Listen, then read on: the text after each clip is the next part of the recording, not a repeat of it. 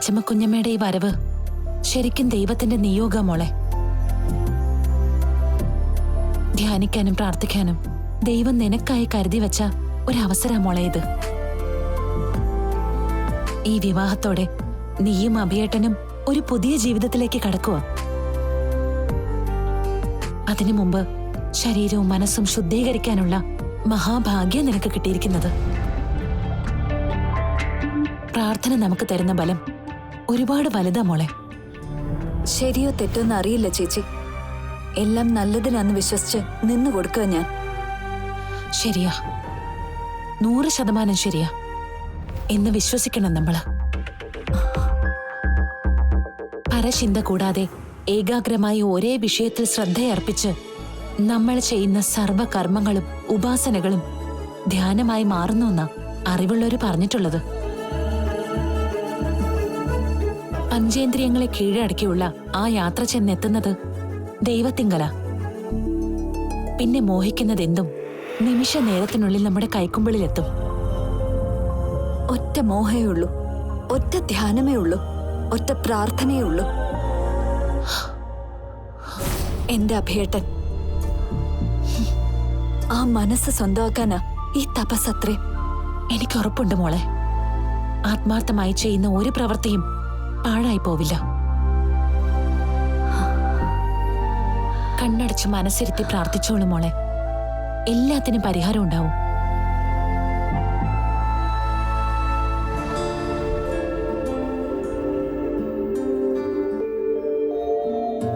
ഒറ്റ രൂപമേ മനസ്സിലുണ്ടാകാവൂ, ഇഷ്ടദൈവത്തിന്റെ രൂപം. ഒറ്റ ചിന്തയെ മനസ്സിലുണ്ടാകാവൂ, ലക്ഷ്യബോധത്തിലേക്കുള്ള ദൂരം.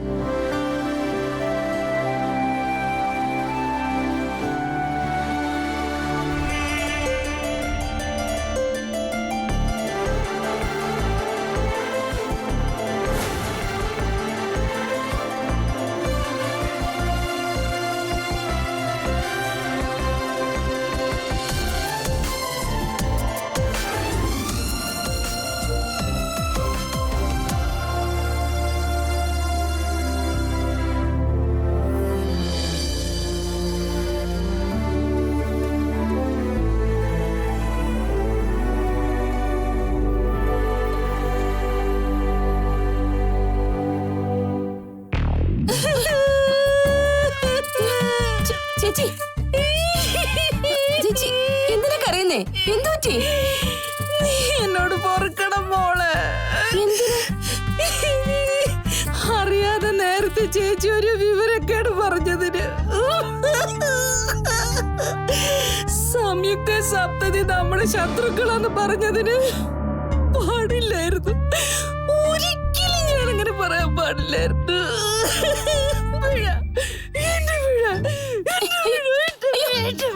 ചേച്ചി എന്തായി കാണിക്കുന്നേ? ഇപ്പൊ എനിക്ക് സത്യങ്ങളൊക്കെ മനസ്സിലായി. അവരും നല്ലവരാ, പാവങ്ങളാ. ഇത്ര പെട്ടെന്ന് എവിടെന്ന് വന്നു ഈ ബോധോദയം? ഞാനൊരു സ്വപ്നം കണ്ടു മോളെ. സ്വപ്നത്തില് നമ്മുടെ അമ്മ എന്റെ അടുത്ത് വന്നു, എന്നോട് പറഞ്ഞു, മോളെ നീ ഈ കാണിക്കുന്നതൊക്കെ അതിക്രമ, ആ പാവം സംയുക്തയെ സപ്തതിയെ നീ ഉപദ്രവിക്കരുത്. അവരെ രക്ഷിക്കാൻ ഞാൻ പറഞ്ഞയച്ച കല്യാണിക്കുട്ടിയുടെ കൂടെ നിൽക്കണമെന്ന്.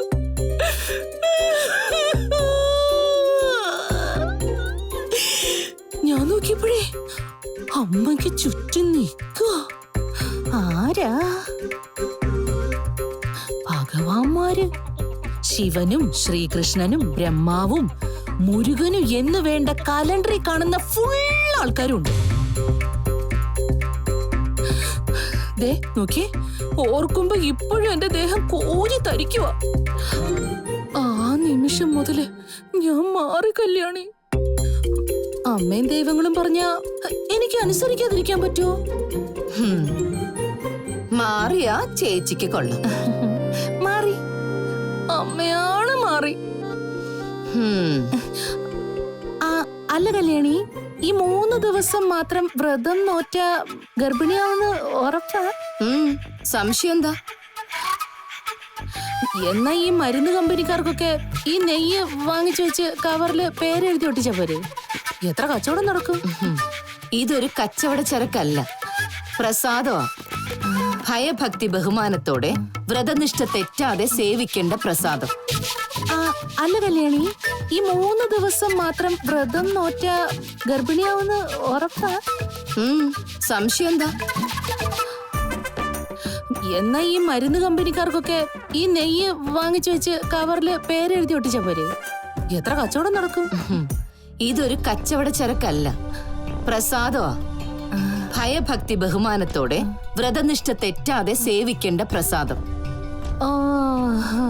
അങ്ങനെ വ്രതം തെറ്റിയാ ഫലം ഭീകരമാ. ആണോ? ആണോന്നോ? പ്രസവിക്കുന്ന കുട്ടി ചാപിള്ളയാവാം, അല്ലെങ്കിൽ മന്ദബുദ്ധി. ഇനി അതും അല്ലെങ്കിൽ നെയ് സേവിക്കുന്നവൾ കാലപുരിക്ക് പോവാനും സാധ്യതയുണ്ട്. വ്രതം അതാണ് മുഖ്യം. അണുവിട തെറ്റാതെ ചെയ്യാനായില്ലെങ്കിൽ അപകടം ഉറപ്പ്. ഇത്രയും അപകടം പിടിച്ച സാധനം പിന്നെ എന്തിനാ നീ ഇപ്പൊ ഇങ്ങോട്ട് കെട്ടിപ്പൊക്കി എടുത്തോണ്ട് വന്നത്? സംയുക്ത അഗ്നിപരീക്ഷകളെ അതിജീവിക്കുമെന്ന് നമ്മുടെ അമ്മ എനിക്ക് തന്ന ഉറപ്പ്. ചേച്ചി നോക്കിക്കോ, സംയുക്ത ഈ വ്രതവും കംപ്ലീറ്റ് ചെയ്യും. അവൾ അഭിയുടെ കുഞ്ഞിനെ പ്രസവിക്കുകയും ചെയ്യും. ഒരു 9 മാസം ഒന്ന് കഴിഞ്ഞോട്ടെ. എപ്പ നെയ്യ് കഴിച്ചാലും അപ്പൊ പ്രസവിക്കോ? സംശയം എന്താ? ചേച്ചി നോക്കിക്കോ, ഈ വീട് കുട്ടികളെ കൊണ്ടൊരു വൃന്ദാവനമാക്കിയിട്ടേ ഈ കല്യാണി മടങ്ങൂ. ഇതെന്റെ വാക്ക്. ഹരഹരോ ഹരഹര, ഹരഹരോ ഹരഹര, ഹരഹരോ ഹരഹര.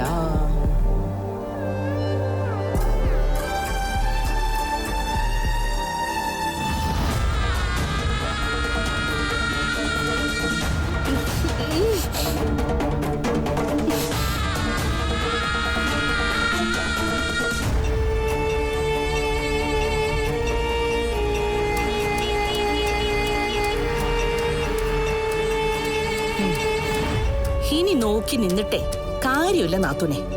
അറ്റ കൈ പ്രയോഗം തന്നെ പുറത്തെടുക്കണം. 1, 2 അല്ല, 10 വിഷഗുളികയാ ഈ പൊടിക്കുന്നത്. ഒരാനയെ കൊല്ലാൻ പോലും ഇത് ധാരാള. അല്ല, എന്തിനാ വിഷം കൊടുക്കുന്നത്? വ്രതം മുടങ്ങിയ അവള് ചാവൂന്നല്ലേ കല്യാണി പറഞ്ഞത്?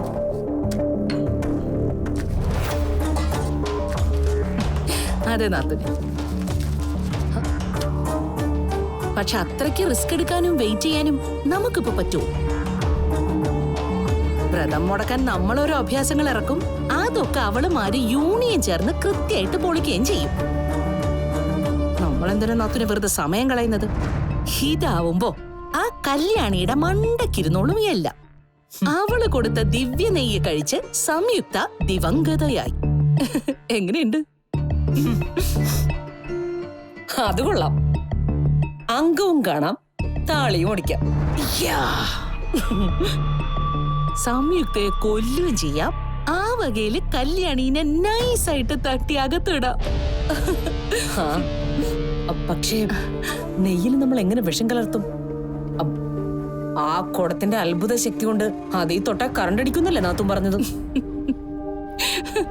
അതിനൊക്കെ ഉള്ള വഴി ഞാൻ കണ്ടുവച്ചിട്ടുണ്ട് നാത്തൂനെ. നാത്തും ചുമ്മാ ഒന്ന് നിന്ന് തന്നാ മതി. ഇത് ഞാൻ ഗംഭീരമായിട്ട് കൈകാര്യം ചെയ്ത് തന്നോളാം. ശരി, all the best. Thank you dear.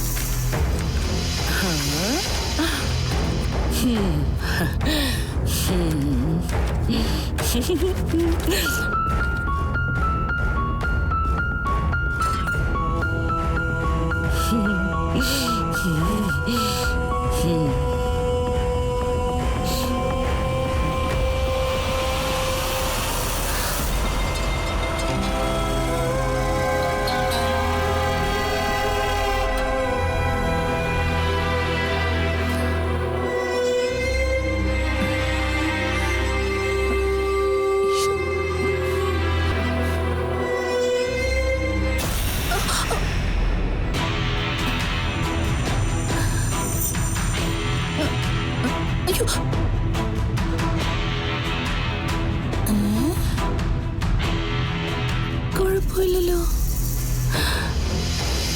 അന്നിനി എനിക്ക് ചുമ്മാ തോന്നിയതാണോ? ഏയ്, തോന്നിയതൊന്നുമല്ല. 1.5 അടിയല്ലേ കിട്ടിയത്. പോരാത്തേന സംയുക്തത്തിൻ്റെ കയ്യിൽ നിന്ന്.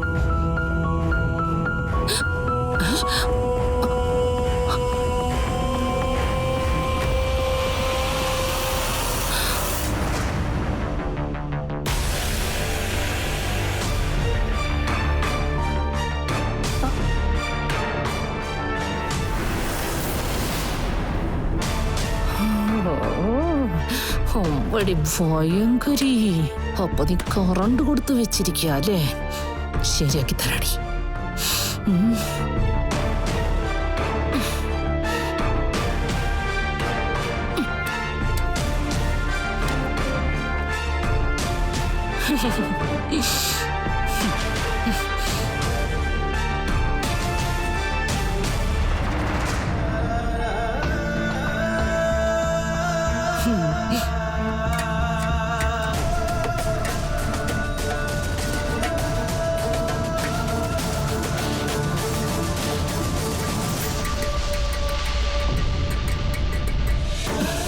ഇതേറ്റില്ലെങ്കിൽ നീ എന്റെ പേര് പട്ടി കിട്ടൂടി.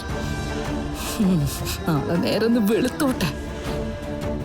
ഈ വിഷം നീ കഴിച്ച് നീ ചത്ത് മലച്ചു പോകുന്നത് ഞാൻ കാണിച്ചു തരാടി.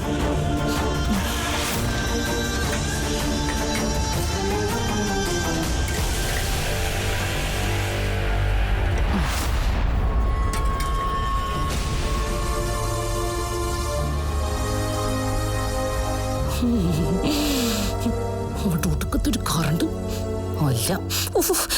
ഇപ്പോഴും ഷോക്ക് മാറിയിട്ടില്ല. വെറുതെ ഒരു ഗ്ലൗസ് കാണിച്ച്.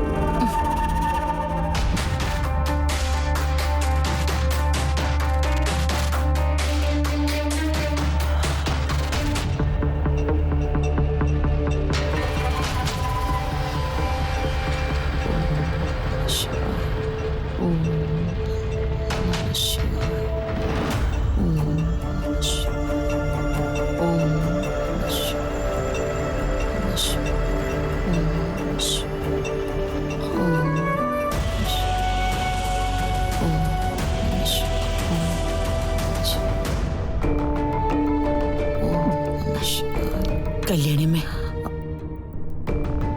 കല്യാണിയമ്മേ? അയ്യോ വേണ്ട, എന്നെ കല്യാണിന്ന് വിളിച്ചാ മതി. അല്ല, ഈ രൂപത്തിൽ ഇങ്ങനെ ഇരിക്കുന്ന കാണുമ്പോ രൂപത്തിൽ എന്തിരിക്കുന്നു പാർവതി? സർവവ്യാപിയും അരൂപിയുമായ ഭഗവാന്റെ അംശങ്ങളല്ലേ നാം എല്ലാം.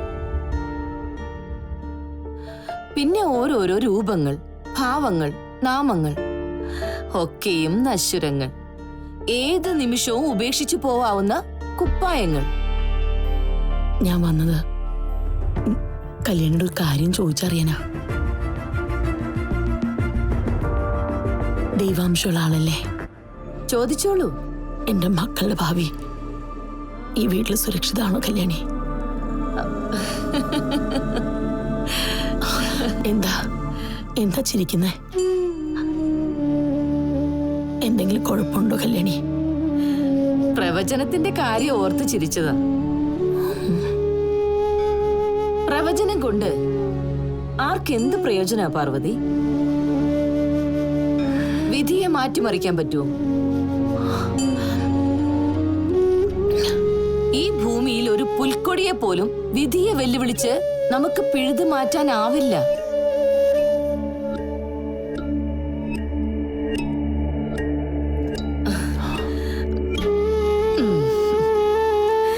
പണ്ട് ചുടലക്കാട്ടിൽ നാറാണത്ത് ഭ്രാന്തന്റെ മുന്നിൽ പ്രത്യക്ഷപ്പെട്ട സാക്ഷാൽ ഭദ്രകാളിയോട് അദ്ദേഹം ചോദിച്ചത്രേ, ഒരു നിമിഷം തന്റെ ആയുസ് നീട്ടിത്തരാനോ കുറച്ചു തരാനോ കഴിയുമോന്ന്. കാളി പറഞ്ഞു, ദൈവങ്ങൾ പോലും വിധിക്ക് അതീതരല്ലെന്ന്. ഒടുക്കം നാറാണത്ത് ഭ്രാന്തന്റെ ഇടതുകാലിലെ മന്ത് വലതുകാലിലേക്ക് മാറ്റിവെച്ചു കൊടുത്താണ് കാളി തടി തപ്പിയത്. വിധി വളർന്നു പടർന്ന് സർവചരാചരങ്ങൾക്കും മീതെ തിറ കൂടി നിൽക്കുമ്പോ എന്റെ പ്രവചനം കൊണ്ട് പാർവതിക്ക് ഉള്ള സമാധാനം കൂടി പോവൂന്നല്ലാതെ എന്താ ഗുണം? അറിയാതിരിക്കുക, നാളെ എന്തെന്ന് അനുഭവിച്ച് തന്നെ അറിയാം. അതാ പാർവതി നല്ലത്. അത് മാത്രമാണ് നല്ലത്.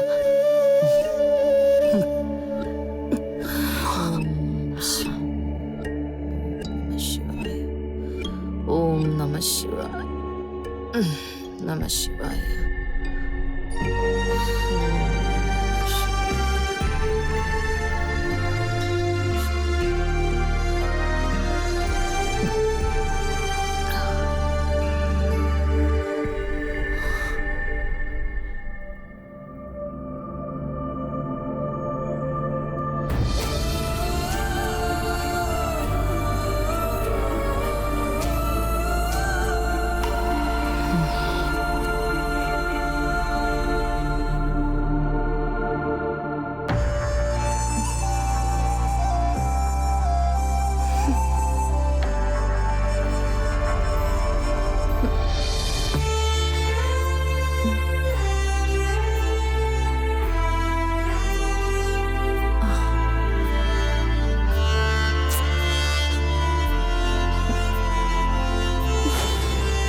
ഏതായാലും 3 രാവും പകലും ഉണ്ണാവൃതം നിർബന്ധം.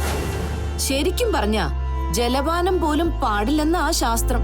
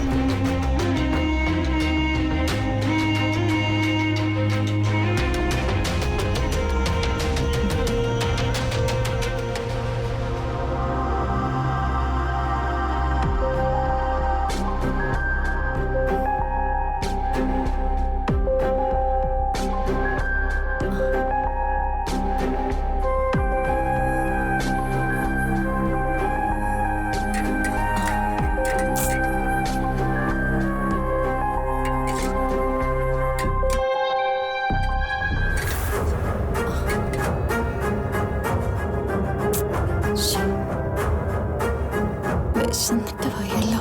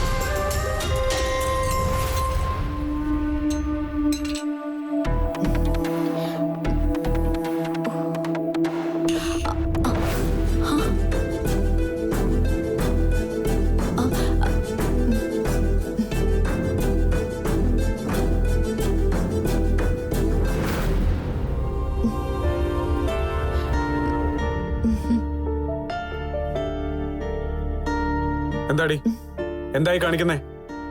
കണ്ടില്ലേ, വിശന്നിട്ട് വല്ലതും കഴിക്കുക. അപ്പൊ വ്രതോ?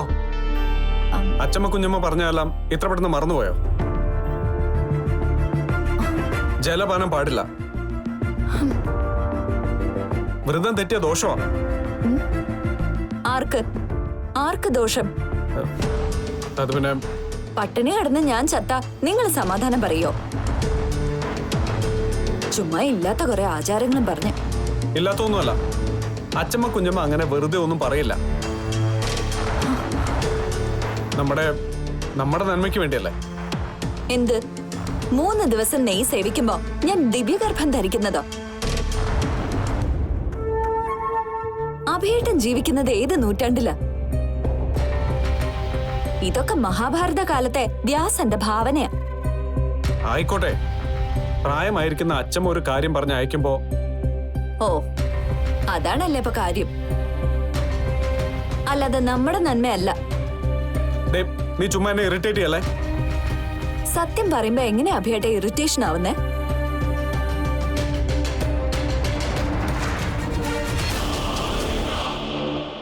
ഞാനൊരു സാധാരണ പെണ്ണ.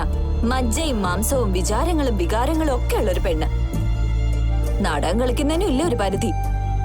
തൽക്കാലം നീ ഒന്ന് അഡ്ജസ്റ്റ് ചെയ്യ. ഈ വ്രതം ഒന്ന് കംപ്ലീറ്റ് ചെയ്യ. ഇനിയിപ്പോ ഒരു ദിവസത്തെ കാര്യമല്ലേ ഉള്ളൂ. എനിക്ക് പിടിച്ചു നിൽക്കാൻ പറ്റുന്നില്ല. അത്രയ്ക്ക് വിശപ്പാ. എടി വ്രതം തെറ്റിയാ? വ്രതം തെറ്റിയാ? നമ്മുടെ കുട്ടിക്ക് അതിന് കുട്ടിയോ? ഏത് കുട്ടി? നിങ്ങൾ ശരിക്കും ബുദ്ധിമാനായ പൊട്ടനാണോ അതോ പൊട്ടനായ ബുദ്ധിമാനാണോ? ഒച്ച എടുക്കണ്ട. അപ്പച്ചി അമ്മ ഉണർന്നു വന്നാ അതോടെ തീരും. എന്നാ പിന്നെ നിന്റെ ഇഷ്ടം പോലെ എന്താന്ന് വെച്ചാ ചെയ്യ. കഴിക്കോ കുടിക്കോ ഇഷ്ടമുള്ള പോലെ ചെയ്യ. അതെ, അപ്പോ അഭിയേട്ടൻ എന്നോട് സ്നേഹമുണ്ടല്ലേ? ഞാൻ വ്രതം തെറ്റിക്കാൻ പാടില്ലെന്ന് നിർബന്ധമുണ്ടല്ലേ? നമുക്കുണ്ടാവാൻ പോകുന്ന കുഞ്ഞ് ആരോഗ്യത്തോടെ ഇരിക്കണമെന്ന് മോഹമുണ്ടല്ലേ? അഭിയേട്ടന്റെ ആഗ്രഹമല്ലേ, സാധിച്ചു തരാം. ഇല്ല, കഴിക്കുന്നില്ല. 3 ദിവസമല്ല, 3 കോടി ജന്മം എന്റെ അഭിയേട്ടന് വേണ്ടി, നമുക്കുണ്ടാവാൻ പോകുന്ന കുഞ്ഞുങ്ങൾക്ക് വേണ്ടി ഞാൻ ജലപാനം പോലും ത്യജിച്ച് ലോകത്തെ ഏത് കഠിന വ്രതവും അനുഷ്ഠിക്കും. നിങ്ങളാ അഭിയേട്ടന്റെ ലോകം. ഈ സ്നേഹത്തിനും ത്യാഗത്തിനും പകരം വെക്കാൻ എന്റെ കയ്യിൽ ഒന്നുമില്ലല്ലോ സംയുക്ത. അതെ, എന്താ ഇങ്ങനെ നോക്കി നിൽക്കുന്നെ? ഞാൻ കഴിക്കുന്നു പേടിച്ചാ? എനിക്ക് വേണ്ടി ആരും സഫർ ചെയ്യണ്ട. തോന്നുന്ന പോലെ എന്താന്ന് വെച്ചാ ചെയ്തോ.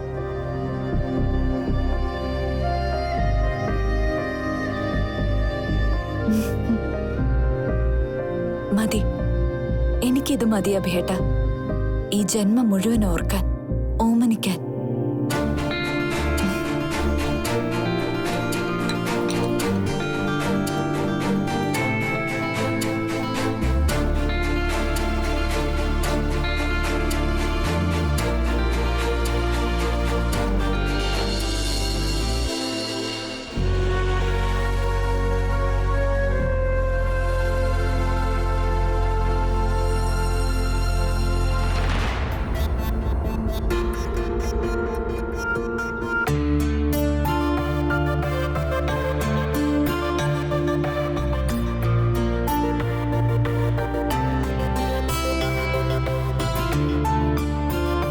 രണ്ടാം ദിവസം പെണ്ണണിയുന്നത് കറുപ്പ് വസ്ത്രം.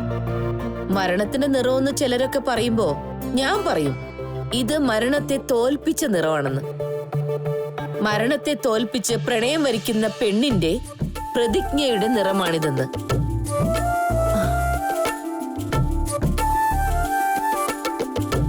കാളിയുടെ കറുപ്പ്, കാളിന്തിയുടെ കറുപ്പ്. ഒന്നാം ദിവസം കത്തുന്ന പ്രണയത്തിന്റെ ചുവപ്പ്. രണ്ടാം ദിവസം മരണം മാറിയ കറുപ്പ്. മൂന്നാം ദിവസം പ്രപഞ്ചം ചിരിക്കുന്ന പച്ച. അതുകൂടി കഴിഞ്ഞാൽ പൂർണ്ണം, സമ്പൂർണം.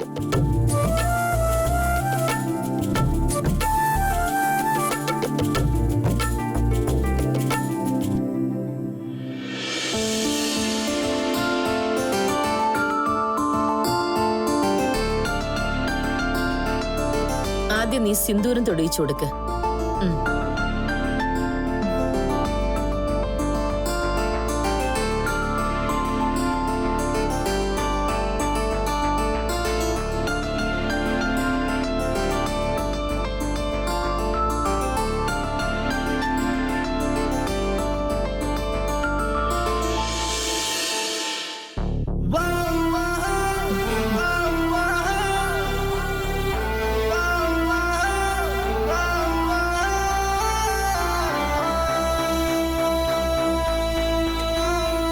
ഇനി നെയ്യ് കൊടുക്കാം.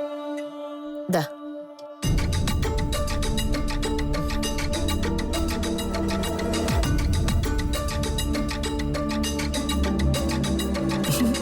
ഇപ്പൊ കേക്കാം അവളുടെ മരണവിളി. വിഷം നന്നായിട്ട് കലക്കിയിട്ടുണ്ടല്ലോ അല്ലേ നാത്തുനെ?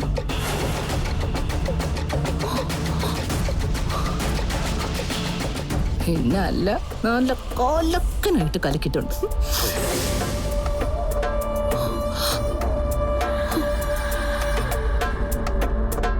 കൊടുക്കും മോനെ.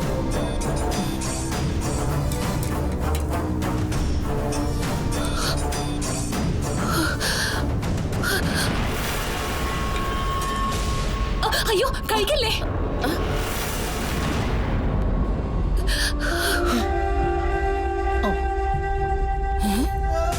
ഇവളോ?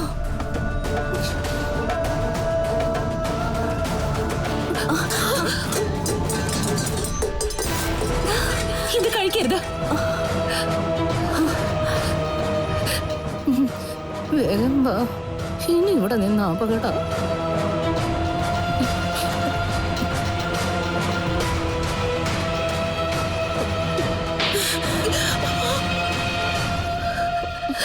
വിവരക്കേട് കാണിക്കുന്നോടി. വ്രതം മുടങ്ങി എന്തൊക്കെ അനർത്ഥങ്ങളാ ഉണ്ടാവാൻ പോകുന്നെന്നും അറിയോ നിനക്ക്?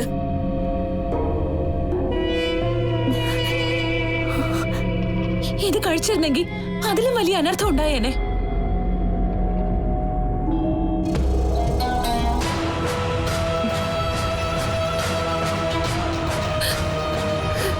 ഈ നെയ്ക്കകത്ത് വിഷം ചേർത്തിട്ടുണ്ട്.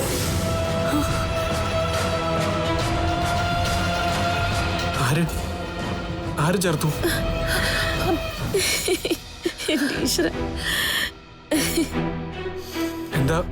എന്തിനാ അച്ചമ്മ കുഞ്ഞമ്മ ചിരിക്കുന്നത്? പിന്നെ ചിരിക്കാതെ ഞാൻ എന്താ വേണ്ടത്? ഈ നെയ് തന്നെ വിഷമാ. പിന്നെ എവിടുന്ന വേറൊരു വിഷം? വിഷോ? ആ, ഭഗവാന്റെ കണ്ടത്തിൽ ഉറച്ചുപോയ കാളകൂട വിഷം. പാലാഴി കടഞ്ഞപ്പോ അമൃതിനൊപ്പം പൊന്തി വന്ന കൊടും വിഷം. പറഞ്ഞില്ലേ, 108 ശിവാലയങ്ങളുടെ പുണ്യമാണ് ഈ ചിതറിക്കിടക്കുന്നത്. പക്ഷെ ഇതിനുള്ളിൽ വിഷം ഉണ്ടായിരുന്നു. അതിനെന്താ? ഏത് വിഷവും നിർവീര്യമാക്കാനുള്ള ശക്തിയുണ്ട് ഈ നെയ്ക്ക്. അതൊക്കെ ചുമ്മാ അന്ധവിശ്വാസങ്ങളാ. വിഷം കഴിച്ച ആരായാലും മരിക്കും.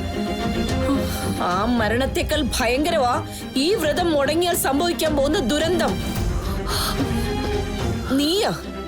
നീയാണതിന് ഉത്തരവാദി. അതെ, അതിന്റെ ഉത്തരവാദിത്തം ഞാൻ ഏറ്റെടുത്തു. ഇതിന്റെ പേരിൽ എന്റെ അനുജത്തിക്ക് എന്ത് സംഭവിച്ചാലും ഞാൻ സമാധാനം പറഞ്ഞോളാം. ഹര ഹര മഹാദേവ് ശംഭോ മഹാദേവ. ഹര ഹര മഹാദേവ് ശംഭോ മഹാദേവ. ഹര ഹര മഹാദേവ്. ഒക്കെ ഓരോ വിശ്വാസങ്ങളല്ലേ, നിങ്ങൾ വിഷമിക്കണ്ട. അച്ചമ്മ കുഞ്ഞമ്മ ഒന്ന് തണുക്കട്ടെ. പരിഹാരം ഞാൻ ചോദിച്ചു മനസ്സിലാക്കിക്കോളാം. പരിഹാരമില്ലാത്ത കാര്യമില്ലല്ലോ.